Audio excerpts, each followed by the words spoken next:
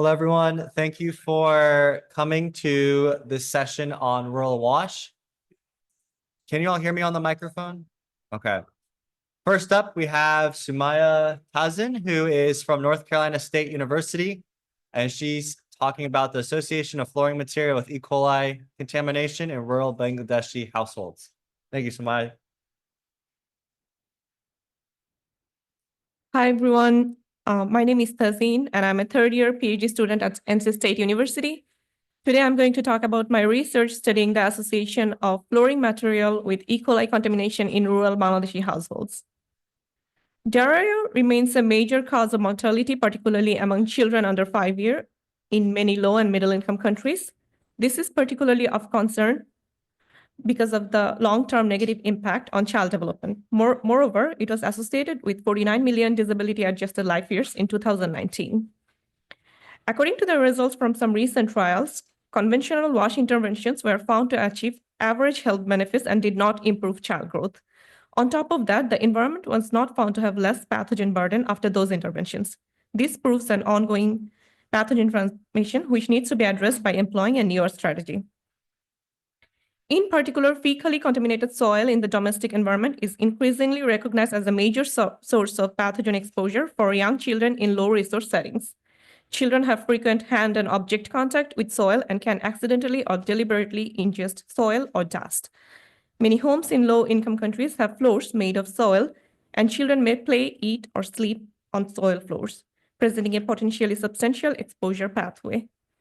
Dust originated from floors can also contaminate stored drinking water and food in the home. Replacing soil floors with concrete floors in a large-scale Mexican program was found to reduce diarrhea by 13% and the prevalence of parasite infections in children under 6 years by 20%. In Zimbabwe, improved household flooring reduced infant diarrheal illness irrespective of the quality of household water or sanitation. Even though previous studies indicate health benefits associated with improved flooring materials, none of these studies investigated the environmental pathways behind these health improvements to substantiate the observed health effects and explore what mechanism drives them. Here, we use data from a randomized control trial in Bangladesh called WaSH benefits to assess associations between flooring material and fecal indicator bacteria. In the above picture, we can see the two types of houses. The house in the left is the one with concrete or finished floor, and the house on the right is the house with the soil or unfinished floor. The parent study is called WaSH benefits trial, which assesses the effects of individual and combined water quality, sanitation, hand washing, and child nutrition interventions on child health in rural Kenya and Bangladesh. In Bangladesh, the WaSH interventions reduced child diarrhea and enteric infections, but did not improve child growth. The WaSH interventions also achieved limited reductions in environmental contamination with fecal indicators and pathogens, and the domestic environment remained heavily contaminated. An observational analysis of child health data from both the Bangladesh and Kenya trial showed that children in houses with improved floors had 38 to 67% lower prevalence of soil-transmitted helminths and 18 to 22% lower prevalence of Giardia infections compared to children in homes with soil floors. So this is a map of the study area. We conducted this study on some central districts of Bangladesh. And the left image is the map of those districts. The WaSH benefits trial was composed of two cluster randomized trials in Bangladesh and Kenya. In Bangladesh, the WaSH interventions reduced child diarrhea and enteric infections. It also achieved limited reductions in environmental contaminations with fecal indicators and pathogens, and the domestic environmental still remained contaminated. This study enrolled households with pregnant women in their first or second trimester and followed the birth cohort of index child. Okay. So the current study is a study that's nested within that WaSH benefits trial. And it's a prospective observation and analysis of associations between household flooring status and subsequently measured fecal contamination in home environment. We collected the data from 1864 households, and the flooring status was ascertained at baseline of trial. 1645 households had unfinished floors, and 219 households had finished floors. These samples from home environment were collected in 9 rounds over 3.5 years.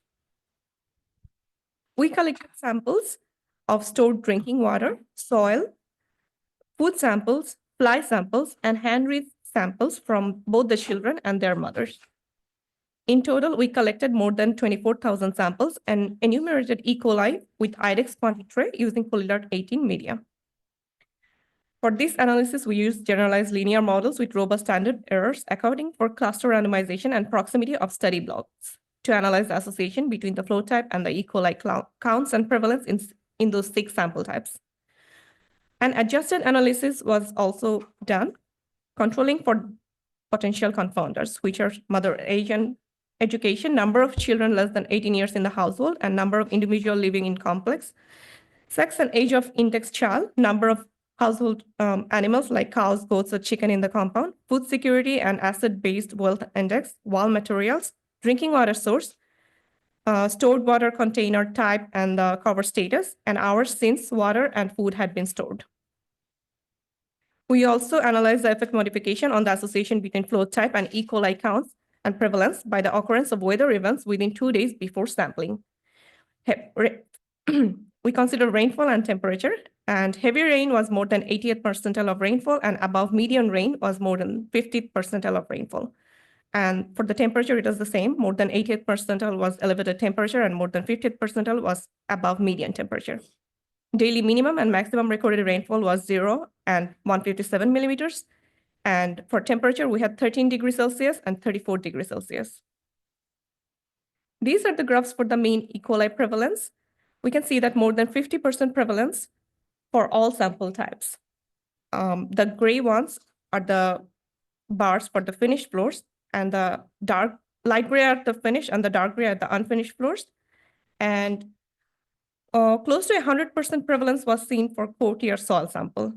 And unfinished floor had slightly higher E. coli prevalence than finished floor for all samples. Here is a graph of the results comparing unadjusted with the adjusted analysis. The triangular shape depicts the unadjusted and the circular ones depict the adjusted prevalence ratio. I have the sample types along the y-axis and the prevalence ratio along the x-axis. The red dotted line on 1 means no effect. If it is less than 1, that means floors were associated with lower prevalence ratio. So in the unadjusted analysis, we found that finished flooring was associated with lower E. coli prevalence in stored water, mother hand rinse, and child hand rinse. But in the adjusted analysis, we found the effect only in case of child hand rinse. For food and mother hand samples, the results changed drastically for unadjusted versus adjusted. These are the graphs for the mean E. coli count. More than 1 log10 mean for all sample types were seen, except stored water and food. Close to a 5 log10 mean was found for courtyard soil sample. Unfinished floor had slightly higher log10 E. coli count than finished floor for all samples. And this is the graph of the result of log10 transform count difference of E. coli comparing unadjusted with the adjusted analysis. Like the previous graph, the triangular shapes depict the unadjusted and the circular ones are for adjusted count. And the red dotted line on 0 means no effect. If it is less than 0, that means floors were associated with lower log10 count, which is what we're looking for. And in the unadjusted analysis, finished flooring was associated with lower E. coli count in stored water, mother hand rinse, and child hand rinse, just like the prevalence. And in the adjusted analysis, we found finished flooring associated with lower log10 count, transform count on child hand only. For food and mother hand samples, the result changed drastically again for unadjusted versus adjusted. Now I'm going to discuss the effect modification results. Finished floors were associated with lower E. coli prevalence and counts in child hand and food samples following higher rainfall, lower E. coli prevalence and counts in fly samples following lower rainfall, lower E. coli prevalence and counts in child hand and food samples following higher temperature. There was a small protective effect for stored water that became more pronounced during higher temperatures. The strength of this study lies in the large sample size. It is also generalizable to other low and middle income countries where soil floor is common. Finished flooring as an intervention is low maintenance and requires no behavioral change. The limitations were that E. coli was not measured on floors directly, we just collected the samples, only studied fecal indicator bacteria for our study, and this has vulnerability to confounders. In conclusion, we can say that finished floors were associated with small reduction of E. coli prevalence and count in child urines, but no other sample types. Finished floors were associated with more pronounced protective effects on child hand and food samples following periods of higher rain and temperature compared to periods of lower rain and temperature. And the differences between unadjusted and adjusted analysis suggest confounding. But most studies of health effects associated with improved floors are observational. So we need randomized evaluations of improved flooring, which can yield unbiased evidence. CRADLE is one such study, which is currently ongoing in Bangladesh, studying finished floor as an intervention. These are my references. And finally, I'd like to acknowledge my thanks to all my partners. Thank you.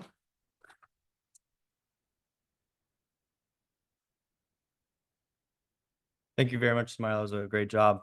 So we're going to go around and hit the microphone for anyone who has a question. And please make sure you wait before you speak into the microphone for everyone that is online and so that I can hear as well.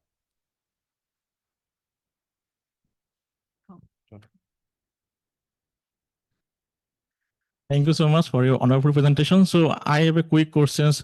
What type of methods did you follow to count the E. coli? We used IDEX quantitray. Okay, it's ambient method, right? Okay. Thank you. Thank you for the presentation. My question is on we saw that finished floor has a good benefits, but did you also see the maintenance of the floors? And the strength I see it's a lot of big samples, and you said the no behavioral changes in, but did you see the maintenance of the finished floor? There might be a case that we have a concrete floor, but then it's not maintained properly, and then you could have a layer of soil, and especially in terms of rural context in the household where we can have a lot of soils already in the concrete floor. So did you see also look into the maintenance part of the floor in your study? For this study, we did not ascertain that or did not look into that. But generally, from a behavioral point of view, in rural Bangladesh, when someone has concrete floors, they take more care of those concrete floors since it's considered clean, and they'll not go on those floors wearing outside sandals and stuff like that. But we did not actually measure data and look into that. Thank you. Hi, pardon me if I missed this. Is the assumption that this is from an animal source in the household or human, or is that not disaggregated? We collected the samples, 6 different kinds of samples, and we looked at the E. coli prevalence and counts on those samples, but the exact source of the E. coli, it's I don't know, it can come from outside, it can come from the animals, yeah. Well, thank you very much. And please give a round of applause to Sumaiya. Thank you, everyone.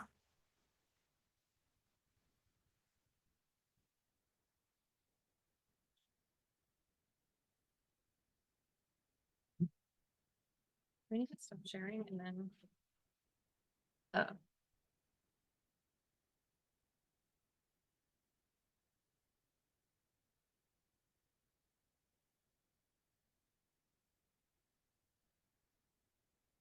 And up next, we have Paulos from UC Berkeley talking about child exposure to enteric pathogens from animal feces and the environment in rural pastoral communities. Thank you. So yeah, I'm Paulos. I'm a postdoctoral fellow at Emory University, but I'm going to be talking to you today about some of my doctoral work I did while at UC Berkeley. And I've changed the title a little bit from what's in the agenda. So now it's Zoonotic and Environmental Sources of Infant Enteric Pathogen Infections in Pastoralist Communities. Okay, so within Africa, there's a lot of different causes of diarrhea. Their causes can range from viruses such as norovirus or rotavirus to bacteria such as pathogenic E. coli, Campylobacter, Shigella, as well as protozoa and helminths like Giardia cryptosporidium. And there's also been studies finding fecal contamination in a lot of different environmental sample types within Africa. So in drinking water, soil, as we just heard, food, hands, fomites, and flies. But a lot of these studies have focused on drinking water and hands, especially with the association between drinking water and hands and child diarrhea. And another limitation of prior studies has been focusing on indicator organisms instead of specific pathogens, or studying only a few limited pathogens. And there's also this question of what is the role of animal feces in enteric pathogen infection in the household environment? And how does that kind of play into the whole enteric pathogen transmission? And so for this reason, there's a real need for longitudinal studies to be able to examine specific pathogens across a variety of environmental pathways to really understand how these pathogens are being transmitted to children within Africa. And so this study was based in a rural region of Kenya, in Turkana South and Samburu sub-counties. These are rural low-income setting in an arid region of Kenya. And so these are primarily pastoralist or agro-pastoral communities with really high livestock ownership. There's also poor access to WaSH. So less than 5% of households have been reported to have access to improved sanitation. And some surveys have also found really high levels of gastrointestinal illness and malnutrition in children in these settings. And so the aim of our study was really to understand how are children under 2 in these regions of Kenya exposed to enteric pathogens and which ones. So to address this question, we paired environmental and fecal sampling in 100 households with children under 2. In 60 of those households, we enrolled children under 12 months of age, trying to kind of understand the first pathogen exposure and infection in the youngest children. And we conducted 4 visits up to 7 days apart. And then in another 40 households with slightly older children, those between 6 and 24 months, we did cross-sectional sampling with just 1 visit. Across all 100 of these households, we aimed for equal enrollment across 4 age groups. Those are defined as 0 to 2, 3 to 5, 6 to 11, and 12 to 23 months. These are based on EPA designations of child development and behavior. And so within all of the households that we visited, we collected a range of environmental samples. This included stored water, source water, soil, food. We also collected rinse samples of the target child's hands, as well as rinse samples of fomites or objects the children had been playing with.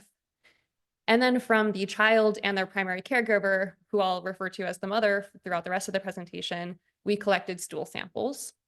And then we also collected fecal samples from all of the different animal types that the household owned and had available for sampling. From all of these different sample types, we used a custom Tachman array card, which is a form of qPCR, to measure the levels of 33 different enteric pathogens. And also within each household, we conducted a survey that asked questions about WaSH status, household demographics, and at each visit, child health, such as child diarrhea in the past 7 days. So just to give you an overview of the households, of the 100 that we enrolled, none of them reported treating their drinking water or consuming water that had previously been treated. Less than half had access to any type of latrine. Only 4% had access to any type of hand washing station. About 2/3 were below the Kenya poverty line and below the food poverty line in particular, indicating probable food insecurity. And the vast majority reported owning livestock. And you can see some pictured here. So to dive right into our pathogen results, first I just want to explain what this chart is. So here are the pathogen results. Across the bottom, we have our different sample types, right now just child stool.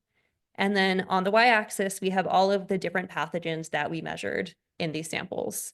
And so the color that you see corresponds to the proportion of samples of that type that were positive for that pathogen. So here are our full results. And first, the most common pathogens we found across all 732 samples that we processed as part of this study, the most common pathogen was Giardia, followed by enteroaggregative E. coli, enteropathogenic E. coli, and enterotoxigenic E. coli, and Shiga toxin-like E. coli. We also find if we zoom in on the poultry and dog feces in particular, that there was a really high prevalence of these human enteric pathogens in poultry and dog feces. So poultry were typically infected with 4 of these pathogens. Dogs contained 5 in their feces. When we look at the child stool here, we found that the most common pathogens in child stool were enteroaggregative E. coli, enterovirus, enteropathogenic E. coli, Giardia, and adenovirus. And we can also look across those 4 different child age groups that I mentioned before to see how pathogen burden differs by age group. And so here we have our pathogen results split by children between 0 and 2 months, 3 to 5, 6 to 11, and 12 to 23 months. And so what we find is that the pathogen burden increases with age. So in children below 6 months, they're typically infected with 1 or 2 of these pathogens. By the time they're over 1 year of age, they're typically infected with 5 of these pathogens. And something I want to note about these different age groups is that we found a high diarrheal prevalence across all 4 of these age groups as well. Something like 30% of caregivers reported their child had suffered from diarrhea in the past 7 days. And so using our longitudinal results, we were able to identify 65 new infections in children, which is defined as when the pathogen is not present in child stool on one visit, but is present on the next. And these new infections were spread across 18 different pathogens. The most common ones were enteropathogenic E. coli, enteroaggregative E. coli, enterovirus, and norovirus. And the remaining 14 other pathogens were each responsible for somewhere between 1 and 3 new infections. And so what we can do using this data is calculate the odds ratios of pathogen detection in an environmental sample type and child infection status. And so when we calculate those odd ratios, which are presented here, the red line indicates 1, so which would be no effect. So only the bars above 1 are significant. And so we find that detection of a pathogen in soil is associated with new child infections with that same pathogen 7 days later. And this is when we're looking across all of the pathogens with all of the new infections that we found. But what we can also do is look across all of the different sample types that we collected. It's not just environmental sample and child stool, but between the different types of environmental samples as well.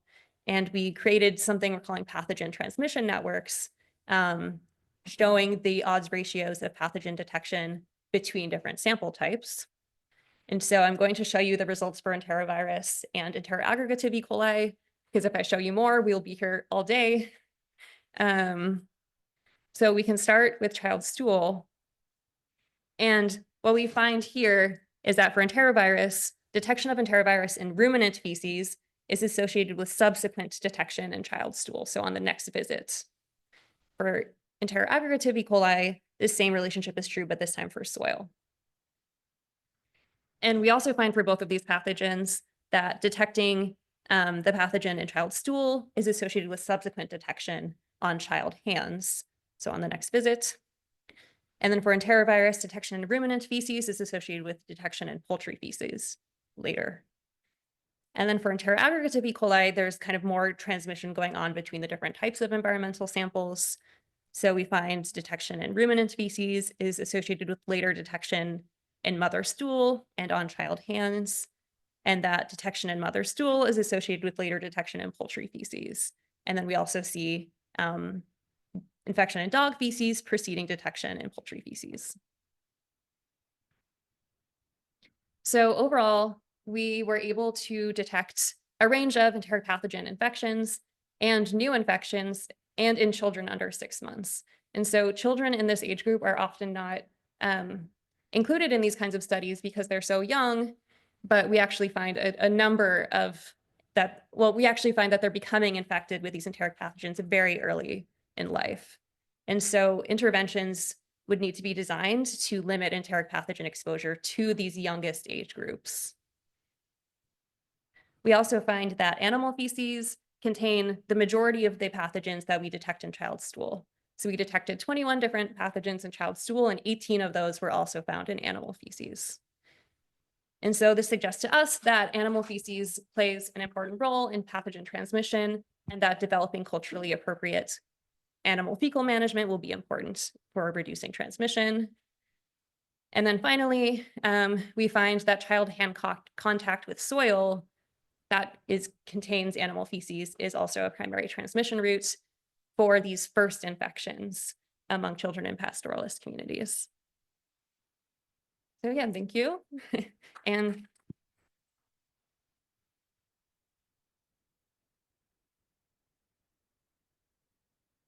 Does anyone have any questions? Hi, excellent presentation. So I'm just curious, how did you diagnose the infections? So it is from doctor diagnosed or from your laboratory test? detection in child stool. So we use qPCR to measure. So this isn't associated with like clinical diagnoses. It's just detection within child's stool, and that's where we're defining the infection.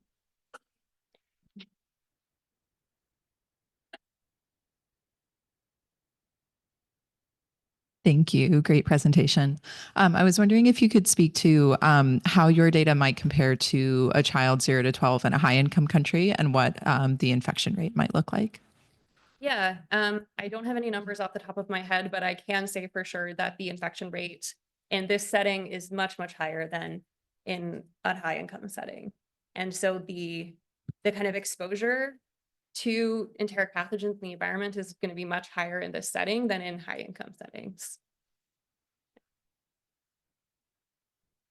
Wanted to see, did you see any seasonal variation in pathogen detection across the study? I wish I could answer that question, but our study was limited to only one season, so we don't have an answer to that right now, but I would love to know the answer to your question.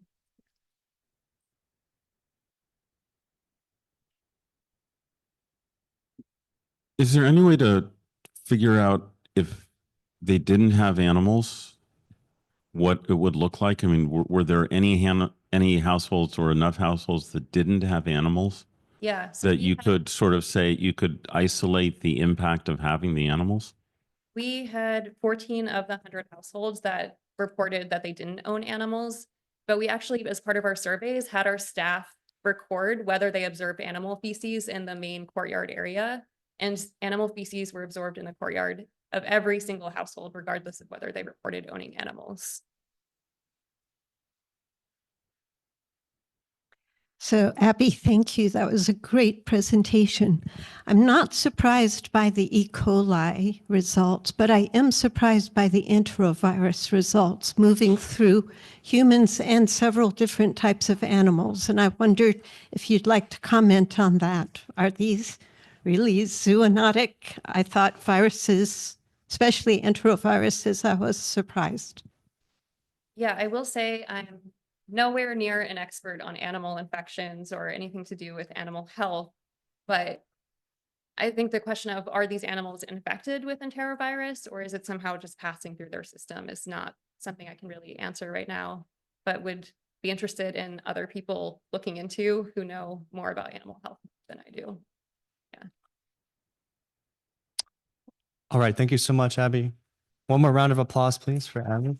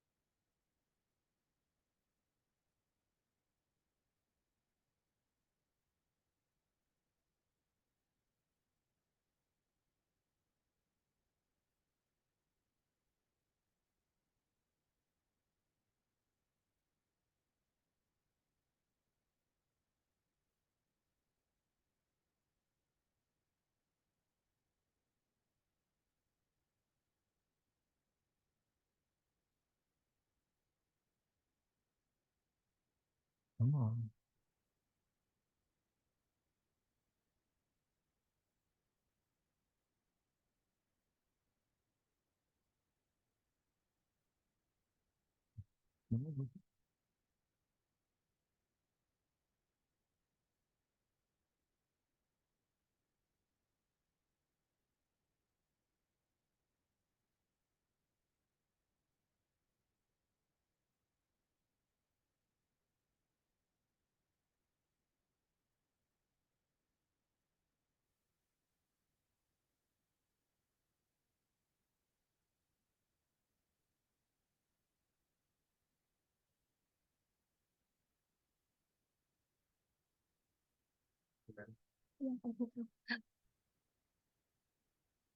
All right, next up, we have Jiaodi from the Imperial College of London and off you. Thank you for waiting. Hi, everyone. My name is Jiaodi. I'm a PhD student at Imperial College London. Today, I'm very glad to present part of my PhD work on the role of soap in preventing schistosomiasis infection. So schistosomiasis is a neglected tropical disease caused by the parasites.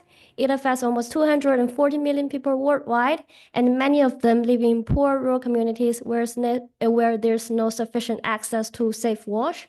And this disease occurs because of skin contact with the water containing the larval parasite, Schistosomiasis. The major intervention is drug treatment, but it's not enough, mainly because it cannot prevent reinfection. So we have been aware that we need a more comprehensive approach to control this disease. And in the latest WHO's roadmap for neglected tropical diseases, WaSH has become one of the core strategic interventions for schistosomiasis control. And the use of soap is central to many hygiene practice, but we don't have, so there's no sufficient knowledge in terms of how soap can protect individuals against schistosomiasis, and that's why this research starts. So let's have a quick look at the transmission cycle. So the blue ones here are the Sacchari. They're released from the intermediate snail host. And when people are in contact with the water containing Sacchari, this Sacchari need to successfully penetrate human skin, and that's also how people get infected. So the successful penetration of Sacchari during water contact is really one key component of the transmission. And people are in contact with water for a few purposes, including like washing clothes, having a shower, and that's exactly the time when they need to use soap. So if using soap can reduce the penetration of Sacchari into human skin, it can directly reduce the infection risks at the transmission site. But the question is, does soap really work? So what do we know about it? We have carried out a systematic review on the efficacy of soap against Sacchari, and we found that soap has two protective aspects. The first one is soap can have an adverse effect on Sacchari, and it can happen in three different ways. It can kill Sacchari, or it can make Sacchari lose infectivity, which means Sacchari are not able to attach to and penetrate the skin, and also it's possible that soap makes Sacchari not able to move actively. And the second aspect of soap protection is soap can protect skin against the infectivity of Sacchari. So I would like to draw your attention to the two mechanisms that are highlighted here in the red boxes, because they're related to Sacchari infectivity, and that they are the focus of my presentation today. So previous study has done some research into it, but the problem is they lack some important details, such as how they apply the soap on the skin, and especially the skin is not rinsed in some studies. So more research is really needed. So to better understand these two protective mechanisms, we carry out some experiments to understand the quantitative efficacy of soap. So because there's a wide variety of soaps, the soaps that commonly used by by people living in an endemic village in Tanzania are the focus of this research.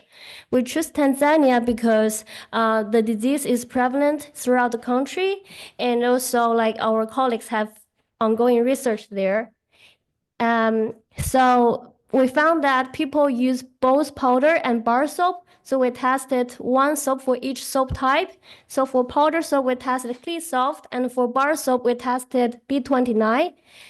For the Sakari, we used Schistosomiasis Sakari, and they were produced from the lab, from the snails in the lab we have. And for the skin, we used tails of cruel mice as a whole skin. So actually, mouse tails have been used as a skin in many schistosomiasis research, and because mice are the hosts as well. But and we came up with this idea of using tails of cruel mice is from that previous research has found like the penetration in both fresh human skin and frozen human skin are very similar. So we think it's very likely that Sakura are able to penetrate the tails of dead mice as well. So here's the experimental setup. So that's how we expose the tail to the Sakura. And basically, we use this equation to calculate the percentage of successful attachment and penetration, thereby, to evaluate the Sakura infectivity. So basically, it's total numbers, the numbers of whole Sakura and the Sakura has before and after exposure. So our experiment has three parts. The first one is the method development. So basically, first we expose to the tails of mice to only water and Sakura for different times. So here's the result. The x-axis is the exposure time, and the y is the successful percentage of attachment and penetration. And we found like after 1 hour, there was around 55% successful attachment and penetration. So it's pretty good because it's actually comparable to the previously to like around 60 to 90% reported from human skin.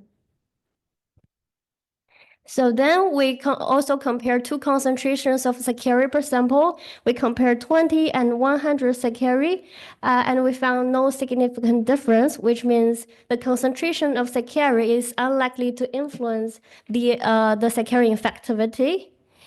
But you can see if we use 20 Sakura per sample, the variation is much bigger. So because of this, and also we want to try to maximize the penetration, we use for the following experiments on testing soap, we use 100 Sakura and exposure time of 60 minutes for the control samples. So now it comes to after successfully develop the method, we move on to evaluate the mechanism. So this one is effect of soap on Sakura, which is about we're exposing to both water and both soap and Sakura in the same time. A very similar setup is used, but instead of adding water into the glass cuvette, we added soap solutions, and the concentrations of soap added here are the ones which do not kill Sakura. This is because actually soap can contribute to a reduction in Sakura infectivity by both killing Sakura and also making Sakura unable to penetrate. So previously, we have done some studies on understanding the concentrations and the time required to kill all Sakura. And in this part of the experiment, we're interested in like whether soap at very low concentrations without killing Sakura are able to infect the infectivity of Sakura. So basically, the results show that soap was not able to impair the Sakura infectivity. But as I said earlier, when concentrations are higher than the concentration tested here, soap should be able to protect. Soap can provide protection, but in a different way, which is killing Sakura. And here, this is the other protection. A protective mechanism, which is about washing tails with soap and to see if Sakura are still able to penetrate. So similar setup, adding water, but the tails were treated with soap first and rinsed with water to wash the soap off before exposing the tails to Sakura. And for the powder soap Clean Soft, we found that When using 1,000 milligram clean soap to treat the tails, there was 86% reduction in secondary infectivity, and this reduction dropped onto no significant difference when using 10 milligram per liter. So which means the concentration plays a very big role in the level of protection. And for B29, no protection at all, because no significant difference was found. In terms of why powder soap provided partial protection, we think there are two possibilities. The first one is because the host invasion behavior of the parasites relies on a few chemical cues, and it's possible like soap remove this chemical cues to provide the protection. And the other possibility is that soap forms a kind of like physical barrier on the skin. So that's our ideas about that. To quickly wrap up, so first we developed a method to evaluate secondary infectivity using the tails of cruel mice, and we found that tails of cruel mice can be used as a surrogate for human skin because the percentage in tails are comparable to those reported for human skin. And also for the effect of soap on secondary, no protection was found for both powder and bar. And for the protection of mouse tails, we found protection in powder soap, and the level of protection depends on the concentration used to treat the tails. So this research provided some information about the soap type, concentration, and the duration of soap use. But as you see, soap is not able to provide full protection. So basically, in reality, people should not rely on soap to protect themselves. It's more important actually to provide them with safe access to clean water. Thank you, everyone. Thanks for everything.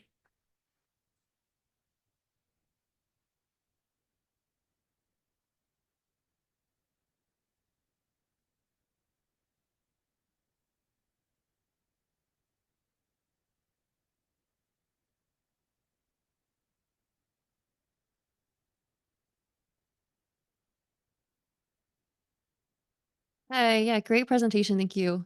I'm wondering for the tails treated with the soap when it was effective, if you did any tests to see like how long after the soap was applied, the effect was observed for. So basically, for the setup, for testing the efficacy of soap, we expose the tail for 1 hour, and we didn't expose the tail to secure for even longer time because the infectivity of secure drop as time goes by, and we want to compare compare the penetration in experimental and control samples. So we couldn't expose the tail to secure longer.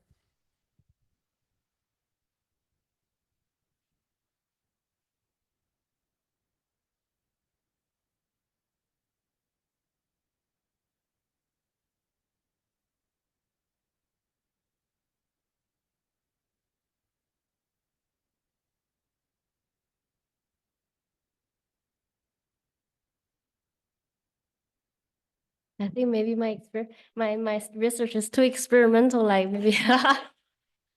Yeah. Any other questions? All right, well, thank you very much. Thank you. Appreciate it. Good job.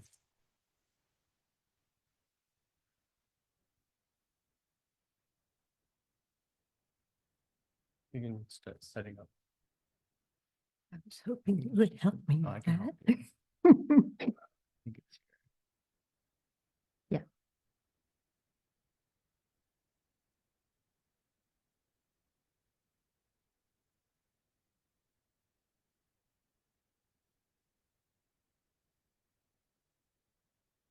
That doesn't show. Oh, there it is. Great.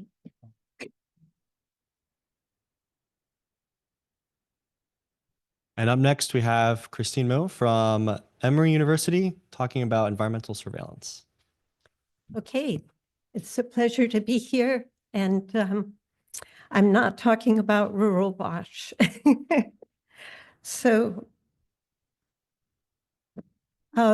First of all, just to make sure we're all on the same page when we're talking about wastewater monitoring or environmental surveillance, here we're talking about testing for microorganisms in wastewater or fecal sludge to understand burden of infection in the community that is the source of that wastewater or fecal sludge.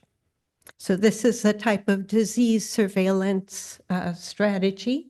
And we have been doing this for about 6 years in a number of different cities. So in Kolkata, in Atlanta, in Accra, Ghana, and also the northern districts of Ghana, in Dhaka, Bangladesh, and in the Rohingya camps in Cox's Bazar, Bangladesh, and also in Manila in the Philippines and Kathmandu, Nepal. So quite a range of different settings.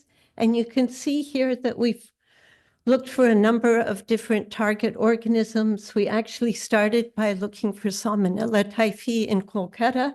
And then, of course, with the pandemic, we started looking for SARS-CoV-2.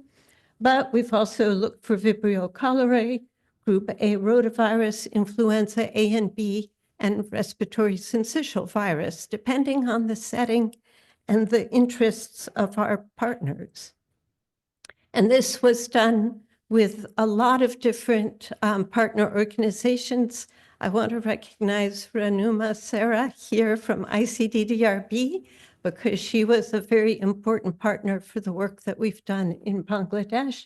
But you can see that we've really worked with a great group of collaborators around the world.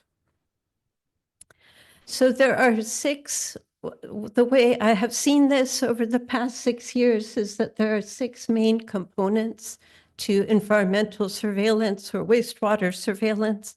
And I'm going to go over these 6 components and give you sort of the bottom line of what I think are some of the important lessons learned in each one of these components. So starting with stakeholder engagement, there are many different stakeholders involved in these types of activities: sanitation authorities, public health authorities, healthcare providers, and municipal and national government. And this, I would say, is really the most important part of an environmental surveillance program. It's important to involve the stakeholders from the very beginning of the program and do stakeholder mapping, looking at roles and responsibilities of the different stakeholders, determining what parts of the city or what parts of the country are the stakeholders interested in setting up a surveillance program, who are the populations that they are interested in, what are the target pathogens that they're interested in. Some stakeholders are interested in a lot of pathogens. Some stakeholders are just interested in 1 or maybe 2. And then there can be some initial skepticism of stakeholders. We have found that some stakeholders are saying, how is this data going to be useful? But we find that when we involve them from the beginning and then we start sharing the results with them, it really sparks excitement because they see how valuable this information is. And having that stakeholder involvement is really the key to the final goal, which is making sure that these surveillance results are used for decision-making, used for public health action. And that really will not happen unless you've got the stakeholders on board from the very beginning. So this is just an example of how we were mapping out stakeholders in Ghana at the national level, at the municipal level, at the community level, and understanding their roles, how they could be involved in surveillance, and what their responsibilities would be. And showing an example of the stakeholder meeting in Dhaka. Maybe, Ranuma, you were there in that picture. But it's very important to have these stakeholder meetings right at the beginning and involve the people that need to be involved from the top all the way down to the people on the ground. So now I want to talk about the people on the ground and the field work. And so again, this is another critical part, is selecting the sampling sites and characterizing the catchment population and setting up a routine for sample collection. So the key messages here are starting with the populations. Who are the populations that you are interested in doing surveillance on, and then identifying the appropriate sample collection sites. And you need to be able to match each of the environmental samples, the results of those samples, with the source population. And then another thing that we've noticed is that we've done multi-level surveillance with wastewater treatment plants and with community level samples and institutional level samples, such as schools and jails. As you go down in level, the results become more actionable. For example, the school nurses, the administration and the jails, they want to know what's happening in their institution, but also true at a community level. When you're at a wastewater treatment plant level, you can understand what's happening in a larger population, but sometimes it's less actionable data. And of course, there are important differences between doing a surveillance like this in a sewered area versus a non-sewered area. So we worked in non-sewered areas in Bangladesh and also in Ghana. So part of it was, do you have maps of the sewered area or the non-sewered area? In the non-sewered area, thinking about what are sentinel sites that you can use for sample collection? Where can you get communal samples of feces from a population? So in Ghana and in Cox's Bazar, we collected samples from public toilets, from community schools, from residential schools and teachers' colleges, and also from the marketplace. In Manila, there were also samples from a fecal sludge treatment plant where they had detailed records of the tanker trucks going into specific neighborhoods because of scheduled desludging and bringing the samples to the treatment plant. So here's just a few pictures. In Atlanta, we were collecting samples from influent lines going into the treatment plant. And so here you can see the different catchment areas for each influent line. So you could look at different parts of the city, and I'll show you later why that was important. We also had samples from specific schools and community sites. In Kolkata, there was a sewerage system, but no map. So we were looking at GIS tools to look at direction of flow, and then using that information to estimate catchment areas for samples from pumping stations, and then using the information from the catchment areas to look at the size and the population for who was served by the different pumping stations. Now I'm going to talk just a few moments about the laboratory aspect. And first of all, say that there is no single method for detecting pathogens in wastewater and environmental samples. We looked at many different methods, and the choice of methods really depends on laboratory capacity and supply chain. And I want to point out that one lesson learned is that inadequate or broken supply chains of laboratory supplies are really a universal problem everywhere that we worked. Also, other important lessons, we used more swabs as a sensitive and low-cost way to collect a composite sample. Those were especially valuable in institutional settings. And we did multiple pathogen detection. The additional time and cost for detecting 4 pathogens versus 1 pathogen in a sample, very little difference, because a lot of the person time involved was in collecting the samples. Once they're in the lab, it's not difficult to add additional pathogen targets. Just a word about data management is that it's really important.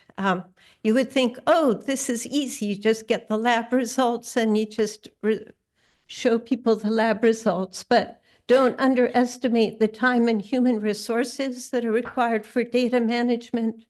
And linking good data management is linked to communicating the results, and communicating the results to the stakeholders is linked to then using those results for action. This is just a picture of what was involved in data management in our project in Ghana. And you can see it used multiple softwares, many steps linking the field data to the lab data and doing QA/QC. Dissemination of results is critical and can be done in different ways with websites, with dashboards, with public health messages. Timely dissemination is critical if someone is going to use the results to take action. In Ghana, we were working in a rural community in the northern districts. We did meetings with the community to take the results back to them. We used simple graphics, and I'll just give a couple quick examples of graphics, just looking at positive, negative results from different sampling sites over time. In Atlanta, we used more sophisticated graphics showing the different catchment areas and whether they were strong positives or negatives and how that changed over time. So here you've got spatial trends and temporal trends for the different catchment areas for each of the influent lines. But what we found, and Renuma knows this well, is that the public health authorities want to see, is there a correlation between the environmental sample results and the clinical surveillance? So we have also done graphics where we show the samples of the results of the environmental samples and the concentration, in this case of SARS-CoV-2 over time, and compared that to the reported cases in the county over the same time period. And on a school level, showing the cases in the county, reported cases in the schools, percentage of positive samples, and then for each individual school, showing positive and negative samples, and if there was concordance or discordance with the clinical results.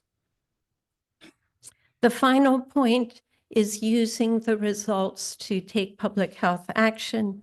And here we have a good example in Ghana, where the Ghana Health Service was involved in every step of the process. From inception, we had someone from the Ghana Health Service working in the field, helping, seeing where the samples were collected, looking at the results. And then in response to the detection of SARS-CoV-2 in these districts in northern Ghana, where no COVID cases had been reported ever, they were able to have a radio campaign discussing the results, initiate a community vaccine campaign, and a school vaccine campaign. But this was all done with the initiative of the Ghana Health Service because they were working with us from the very beginning. So here's a synopsis of the lessons learned, but I'm not going to say them over again. And then point out that I'm representing a very large team of collaborators at Emory and also in many different institutions. And we're grateful to the Rockefeller Foundation and the Bill and Melinda Gates Foundation and NIH for the support for this work. Thank you.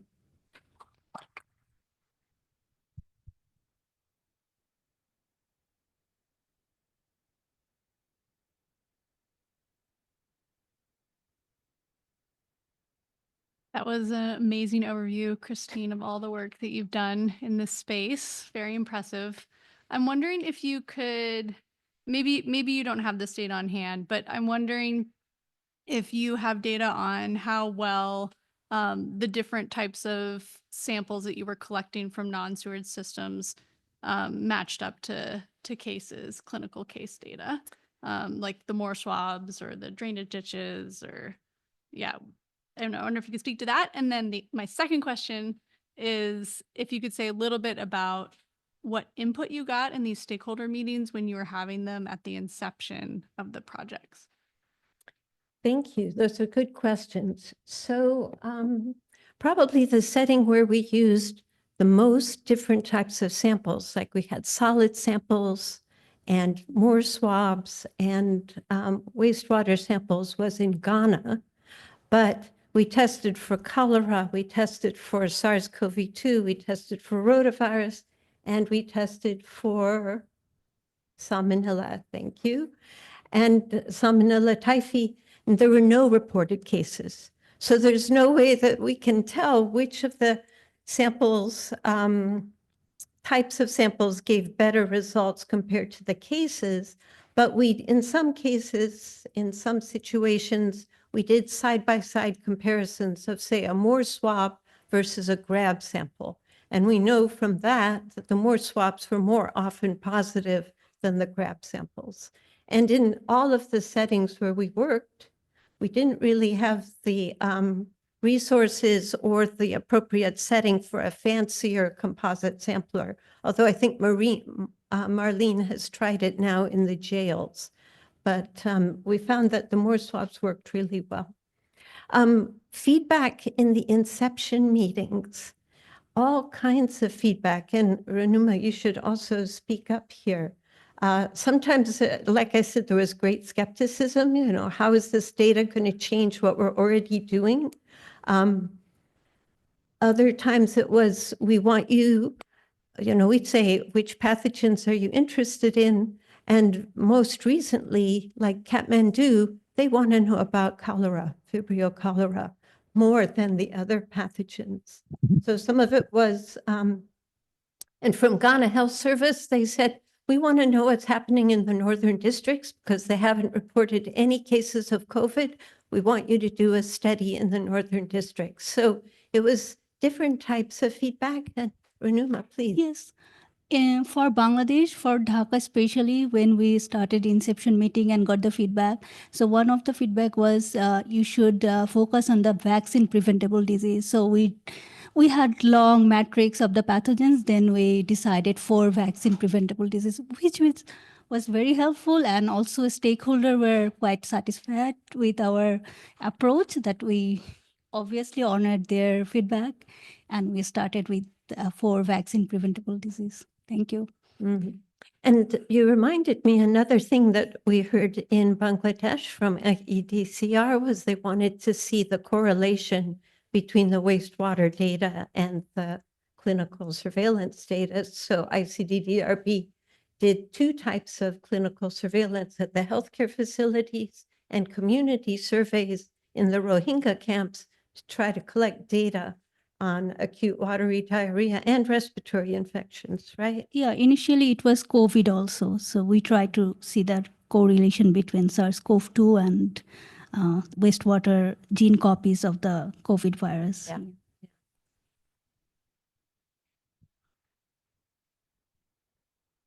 Thank you so much for that presentation. Just an immense amount of work over so many contexts. Oftentimes, particularly from an operational perspective, we don't have the means to test for pathogens directly, so we rely on indicators.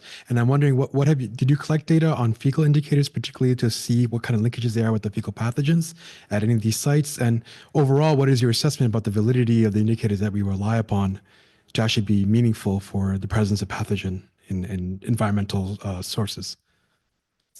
So that's a good question. And I think you have to think about the purpose of this monitoring was to understand infection in the population.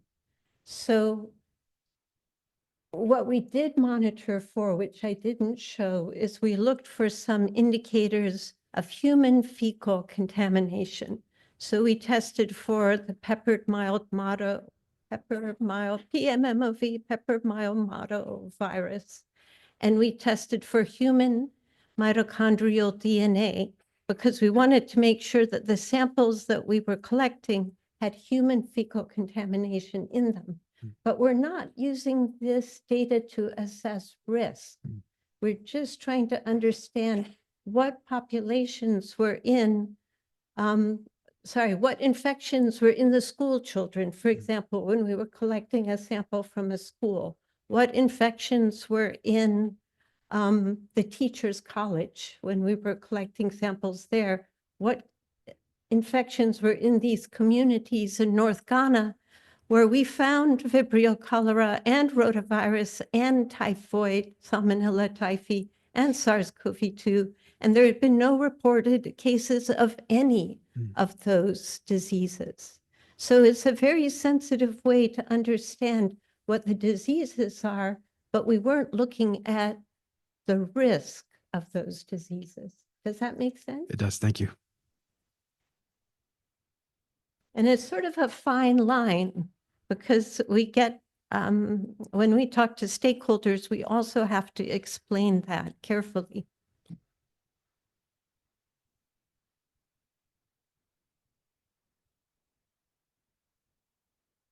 Kellogg's got a question. Great. Kellogg Schwab, Johns Hopkins. Really elegant studies ongoing in there. And one of the questions is, you mentioned supply chain and the resources available. And is this trend going to continue of a more challenged supply chain? Or do you think there's a way to get a unified approach, even with the international agencies, to say this is of value, we need to support those research groups that are doing this and streamline the ability to get a kind of standardized approach to providing these different ones, so we're not all kind of having to wing it sometimes, both in high income and low income countries? Yeah, no, I think you raised two really important questions. Even though it was one question, it's really two. And I think over the past 40 years, I've seen these limitations in lab capacity, and it makes me wonder, how long are we going to keep using this as an excuse that we can't adequately test water quality in a low-income country, that we can't adequately do good clinical diagnostics in a low-income country because of supply chain? I'm tired of this excuse. You know, if there are countries like South Africa and India that can produce vaccines, they can also produce lab supplies. And there should be a way to really improve the supply chain all across the world for laboratories. So that's a soapbox, what do you call it? That's something that I feel we've really got to change. The question about a harmonized protocol and would that make supply chain easier? I have mixed feelings about that just because the settings were so different. What we could do in Manila was different from what we could do in Kathmandu, and that was really different from what we could do at ICDDRB, and that was different from what we could do in Ghana, because the laboratory capacity, both in terms of whether or not they had a centrifuge and the level of training of the lab personnel, was so different. I know there's a lot of talk about kits, and is kits the way to go? But then those involve proprietary reagents, and then there would be other strengths and limitations to that. So I think I'll leave it at that. Yeah, great. It's conversation can continue on that too, especially with the approaches for all hazards approach that many countries have emulated from other high income ones about response to threats on populations, whereas these baselines are incredibly important in leveraging those approaches that allow us to do public health, but have the resources where people are more concerned, in my opinion, naively, on some of these other hazards that have gotten attention over the decades. Thank you. Yeah. Thanks everyone for coming and staying until 4:30. Thank you. Thank you to everyone for attending these wonderful presentations on Royal WaSH, and please continue us outside with poster presentations and happy hour, and see you all tomorrow as well.